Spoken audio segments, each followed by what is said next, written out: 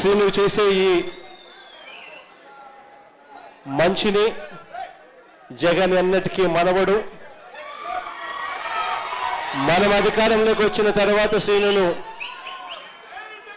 సంతోషపడే విధంగా అదే చట్టసభలో పక్కనే కుర్చీ వేసుకొని మళ్ళీ కూర్చోబెట్టే కార్యక్రమం జగన్ చేస్తాడని కూడా ఈ సందర్భంగా చెప్తా ఉన్నాడు.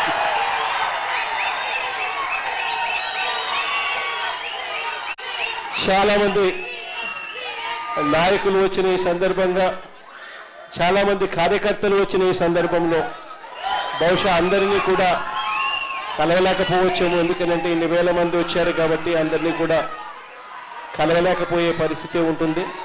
కానీ తర్వాత నేను సిన్నుకు చెప్తా ఉన్నాను, మోహన్కు చెప్తా ఉన్నాను, ఎప్పుడు అవకాశం ఉంటే అప్పుడు వీలైనంత ఎక్కువ మందిని నా దగ్గరికి తీసుకొని వచ్చి నాకు పరిచయం చేసే కార్యక్రమాలు ఖచ్చితంగా చేయండి అని కూడా చెప్తా ఉన్నాను.